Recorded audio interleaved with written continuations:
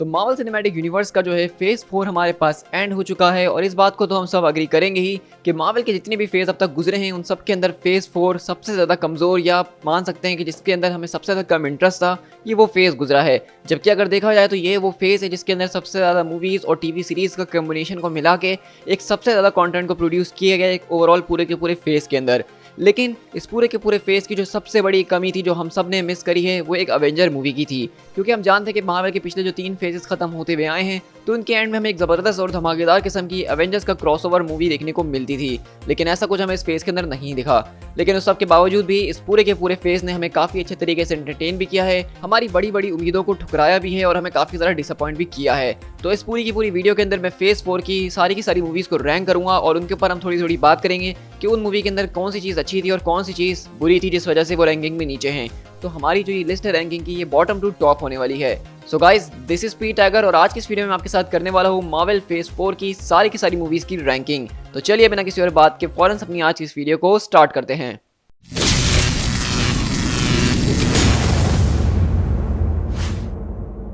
तो Marvel cinematic universe के अंदर टोटल 7 मूवीज आई और नंबर 7 पे मैं जिसको रखूंगा वो ब्लैक विडो है। अब मेरे ख्याल से आप इस रैंकिंग से सभी अग्री करेंगे ऑलमोस्ट, क्योंकि ब्लैक विडो फेज 4 को स्टार्ट करने वाली पहली मूवी थी और मेरे हिसाब से सबसे ज़्यादा वीकेस्ट भी थी, क्योंकि उसकी सबसे बड़ा रीज़न ये था कि वो मूवी कभी फेज 4 के लिए थी ही नहीं। उस मूवी को उनको फेज 1, फेज 2 या मैक्सिमम फेज 3 के अंदर रिलीज कर देना चाहिए था, क्योंकि वो एक प्रीक्वल स्टोरी में सुना रहे थे ब्लैक विडो की और उस कैरेक्टर का प्रीक्वल सुनाने का क्या फ़ायदा जो कि अब आगे हमारा कोई फ्यूचर ही नहीं है। उन्होंने बस येलेना बेलोवा के कैरेक्टर को इंट्रोड्यूस करवाना था, आगे ब्लैक विडो लानी थी, तो उन्होंने पूरी की पूरी उसके ऊपर मूवी बना दी, जबकि ये काम पूरा का पूरा एक शो के अंदर भी किया जा सकता था। और रही बात डिसअपॉइंटमेंट की, तो इस मूवी को देखने से पहले मैं सबसे ज़्यादा हाइप जिस चीज़ के लिए था वो टास्क मास्टर का कैरेक्टर था, क्योंकि कॉमिक्स के अंदर वो बहुत ही ज़्यादा बैडएस किस्म का कैरेक्टर है। लेकिन यहाँ पे उन्होंने इस मूवी के अंदर सबसे पहले तो उसके जेंडर को चेंज कर दिया और उसको एक ऐसी शख्स बना दिया जो कि ना बोल सकती है और ना सुन सकती है, उसके सारे के सारे सेंसेस डम हुए हुए हैं और वो सारे के सारे मूव्स को रिकॉर्ड करके उसको देख के सीखती है। तो ये चीज़ मुझे बिल्कुल भी पसंद नहीं आई थी टास्क मास्टर के कैरेक्टर के हवाले से।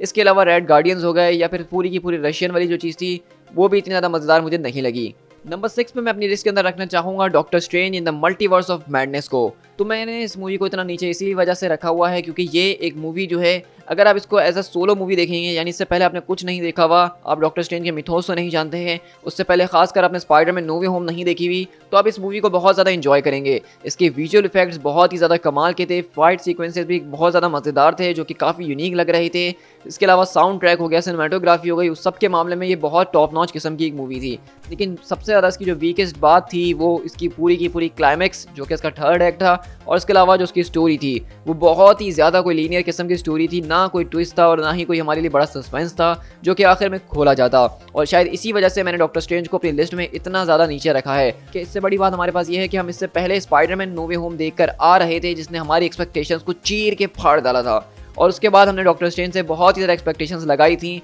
और ये बात हमारी गलत नहीं है कि हमने एक्सपेक्टेशंस लगाई, क्योंकि इसके टाइटल के अंदर मल्टीवर्स ऑफ मैडनेस है और इसके अंदर मल्टीवर्स को ठीक तरीके से एक्सप्लोर करा ही नहीं, बल्कि ऐसा लग रहा था ये पूरी की पूरी मूवी वांडा की है, और इस वजह से मैंने इस मूवी को इतना नीचे रैंक किया है। नंबर 5 में मैं रखना चाहूँगा थॉर लव एंड थंडर को। अब ये जो है डॉक्टर स्ट्रेंज के बाद आने वाली दूसरी ही मूवी थी फौरन, और मैं डॉक्टर स्ट्रेंज को देखने के बाद पहले ही बहुत ज़्यादा डिसअपॉइंट हो चुका था मार्वल से, और मुझे उम्मीद थी कि शायद थॉर इस पूरी की पूरी डिसअपॉइंटमेंट को पूरा कर देगा। लेकिन क्या किया थॉर ने, उसने हमें और भी ज़्यादा डिसअपॉइंट करने की कोशिश करी। अब अगर मैं बात करूँ यहाँ पे डॉक्टर स्ट्रेंज के कंपैरिजन में, तो मैं ये ज़रूर कहूँगा, क्योंकि मैं इस मूवी के साथ अपनी एक्सपेक्टेशंस को लो करके गया था डॉक्टर स्ट्रेंज देखने के बाद, तो शायद मुझे ये मूवी डॉक्टर स्ट्रेंज से ज़्यादा बेहतर लगी। लेकिन इसके अंदर भी बहुत ज़्यादा फ्लॉज थे। सबसे बड़ी बात कि इस मूवी को इतना ज़्यादा कॉमेडी बना दिया जितनी इसमें ज़रूरत नहीं थी, और यही इसका सबसे बड़ा वीकेस्ट पॉइंट है। और रही बात इसके प्लॉट की, तो मैं ये कहूँगा कि इसका प्लॉट इतना ज़्यादा वीक नहीं था, प्लॉट काफ़ी ज़्यादा मज़ेदार था, लेकिन इसकी जो एग्जीक्यूशन की गई थी वो बिल्कुल भी अच्छी नहीं थी। इस मूवी के अंदर भी हमारे पास लेडी थॉर के कैरेक्टर को लेकर आया गया, यानी कि फीमेल लीड को चलाने की कोशिश की गई जो कि बहुत ज़्यादा फोर्स लग रही थी।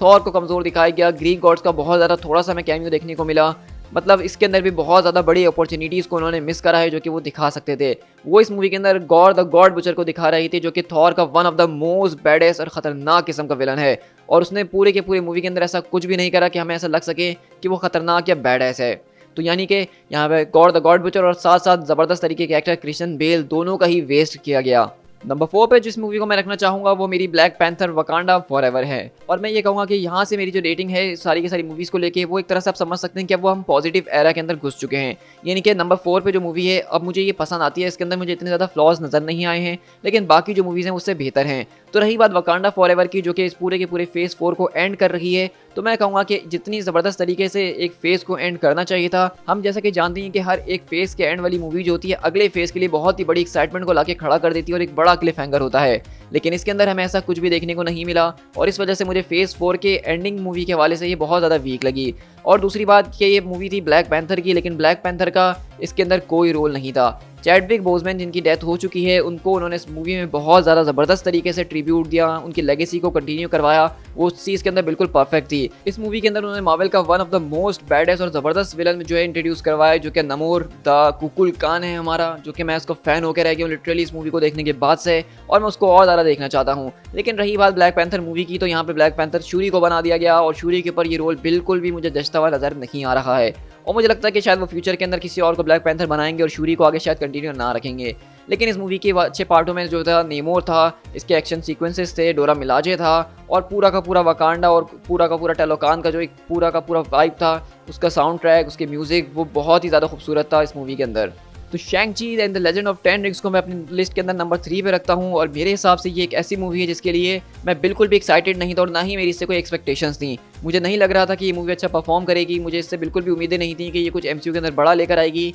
लेकिन ये मूवी बहुत ही ज़्यादा मेरी एक्सपेक्टेशंस को चीर के ऊपर निकल गई। खासकर अगर मैं इसके विजुअल इफेक्ट्स की बात करूँ तो वो जिस क्लास के ऊपर मौजूद थे, मुझे नहीं लगता कि फेज़ 4 के अंदर ऐसा कोई भी प्रोजेक्ट आया जो कि उसके करीब करीब भी आ पाया है। यहाँ पे 10 रिंग्स को जिस तरीके से उन्होंने इस्तेमाल करते हुए दिखाया, उसको कॉमिक से उन्होंने चेंजेस करी काफ़ी ज़्यादा, वो बहुत ही ज़्यादा मुझे शानदार लगी। खासकर इसका जो विलन यानी कि मैंडरिन था, जो कि 10 रिंग्स का ओरिजिनल ऑनर होता है, उसका रोल बहुत ही ज़्यादा कोई दमदार किस्म का था। एक पॉइंट पर आके मुझे वो विलन नहीं बल्कि उसके ऊपर थोड़ी सी मर्सी और सिंपैथी आ रही थी, क्योंकि वो अपनी तरफ से जो कर रहा था वो ठीक कर रहा था, बस उसका करने का तरीका जो था वो बहुत ज़्यादा गलत था। लेकिन इसके अलावा हमें इस पूरी की पूरी मूवी के अंदर ज़बरदस्त तरीके के टलाव, पूरी की पूरी सिटी दिखाई गई, द ग्रेट ड्रैगन दिखाया गया, ड्वेलर इन डार्कनेस का ट्विस्ट हमें दिया गया जो कि बिल्कुल भी किसी ने एक्सपेक्ट नहीं किया था। इसके अलावा बताया गया कि किस तरीके से शैंग-ची के 10 रिंग्स एमसीयू के फ्यूचर के लिए बहुत ज़्यादा ज़रूरी हैं, जो कि हमने इसके एंड क्रेडिट सीन के अंदर देखा। तो मेरे हिसाब से शैंग-ची जो है मार्वल की पुरानी मूवीज़ फेज़ 1 और फेज़ 2 के फॉर्मूला को बहुत ही स्ट्रिक्टली फॉलो कर रही थी, जहाँ पे ज़बरदस्त तरीके से एक सुपर हीरो का इंट्रोडक्शन करवाया एक ऐसी दुनिया के अंदर जहाँ पहले से ही काफ़ी ज़्यादा हीरोज़ मौजूद हैं,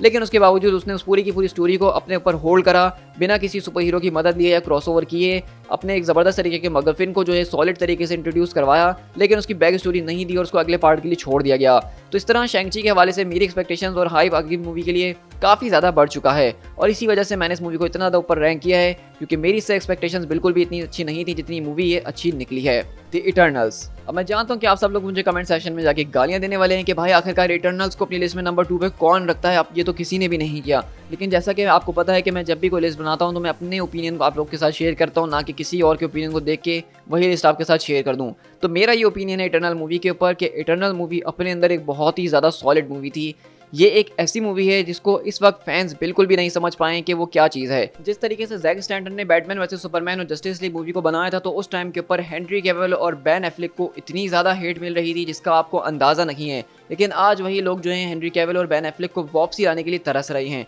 तो वो उन्होंने एक ऐसी मूवी बनाई थी जो कि उस टाइम की ऑडियंस समझ नहीं पाई थी और उनको अब जाके उसकी कदर हो रही है। तो उसी तरह मार्वल सिनेमैटिक यूनिवर्स के अंदर जो इटर्नल प्रोजेक्ट है वो कुछ इसी तरीके का है कि जिस टाइम पे ज़ोई क्लाउन उसको भी रिलीज़ करा है, उस वक्त कोई इसको समझ नहीं पा रहा, क्योंकि एमसीयू की इस वक्त एक पूरी की पूरी टोन सेट हो चुकी थी कि मूवीज़ कलरफुल होनी चाहिए, मूवी कॉमेडी होनी चाहिए, कैरेक्टर्स जो है मजाक करते हुए नजर आने चाहिए और स्टोरी जो इतनी डार्क ना हो। लेकिन वहीं पे ज़ोई क्लाउन ने सारी की सारी चीज़ों को अपोजिट करा, कैरेक्टर्स के कॉस्ट्यूम्स को डार्क करा, पूरी की पूरी मूवी की theme, colour scheme, colour grading सब कुछ डार्क था, म्यूज़िक काफ़ी ज़्यादा सीरियस था, कैरेक्टर्स हमें सीरियस नजर आए। इसके अलावा स्टोरी काफ़ी ज़्यादा डार्क थी, जहाँ पे हमारा मेन सुपर हीरो जो है उसी को उन्होंने विलन बना दिया। और ये बात हम बिल्कुल इग्नोर नहीं कर सकते कि मार्वल सिनेमैटिक यूनिवर्स के अंदर आने वाली सारे के सारे फेजेस के अंदर जो हमें सबसे बेस्ट एक्शन सीक्वेंसेस देखने को मिले हैं वो इटर्नल मूवी के अंदर ही मौजूद हैं। यहाँ पे मैं खासकर मक्कारी और इकरिस की फाइट की बात कर रहा हूँ, जो कि स्पीस्टर की हमने ऐसी फाइट पहली बार देखी जो कि स्लो मोशन में नहीं थी। इसके अलावा थीना का एक्शन हो गया, यहाँ पे हमारे पास फेस्टोस की टेक्नोलॉजी हो गई, सरसी का पूरी की पूरी चीज़ों को मैनिपुलेट करना हो गया, डिविएंट्स के नए लुक को हमने देखा,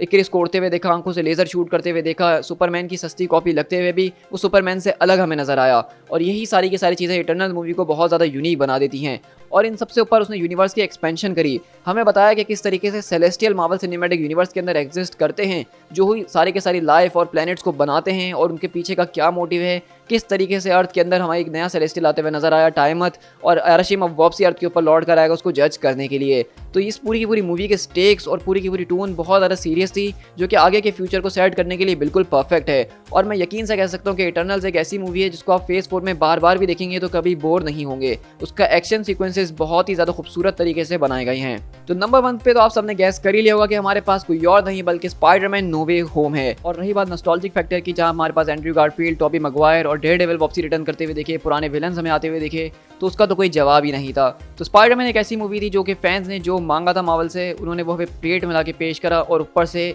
फुल गार्निशिंग भी करके दे दी। तो उससे ज़्यादा बेहतर मेरे ख्याल से फेज 4 के अंदर कुछ हो नहीं सकता था। So guys with that Bing said, इस पूरी की पूरी वीडियो को मैं यहीं पर रैप करना चाहूँगा। और फेज 4 के हवाले से मैं ये कहना चाहूँगा कि फेज 4 के अंदर ज़रूर जो है बुरी मूवीज़ आई होंगी, लेकिन जो कुछ अच्छी मूवीज़ आई है मेरे हिसाब से वो बहुत ज़्यादा अच्छी हैं और बुरी वाली बहुत ज़्यादा ही बुरी हैं। तो यहाँ पे ज़्यादातर लोग जो है वो सिर्फ फेज 4 की बुरी मूवीज़ को देख के उसकी बुराई कर रहे हैं। मेरे ख्याल से ऐसा होना नहीं चाहिए, क्योंकि फेज 4 के अंदर कुछ अच्छी मूवीज़ आई हैं, खासकर स्पाइडरमैन, इटर्नल्स, शैंग-ची और यहाँ पे ब्लैक पैंथर जो है वो अच्छी और सॉलिड मूवीज़ में मैं उनको शामिल करना चाहूँगा। तो अगर हम इन मूवीज़ को देख के पूरे के पूरे फेज 4 को जज करें तो मेरे हिसाब से फेज 4 एक एवरेज फेज था, इतना ज़्यादा बुरा नहीं था जितना लोग उसको बैकलैश दे रहे हैं। लेकिन रही बात इसके टीवी शोज़ की, तो वहाँ पे कहानी थोड़ी सी अलग है। तो अगर आप लोग चाहते हैं कि मैं इसी तरह से एक और वीडियो बनाऊँ जहाँ पे मैं फेज 4 के सारे टीवी शोज़ और जो स्पेशल्स हमारे पास आए उनको रैंक करूँ एक वीडियो के अंदर, तो कमेंट डाउन करके ज़रूर बताइएगा। तो मैं अपनी अगली वीडियो फौरन से बनाना उसके ऊपर शुरू कर दूँगा। साथ ही साथ अगर आपको ये वीडियो पसंद आई है तो उसको अपने दोस्तों के साथ शेयर ज़रूर कीजिएगा। और अगर चैनल पर फर्स्ट टाइम आए हैं तो चैनल को सब्सक्राइब करना बिल्कुल भी मत भूलिएगा, इस तरह की ऑसम वीडियोज़ को मेरे चैनल पर एंजॉय करने के लिए। So guys this is P tiger, मिलते हैं अपनी किसी और वीडियो के साथ। Till then thank you so much.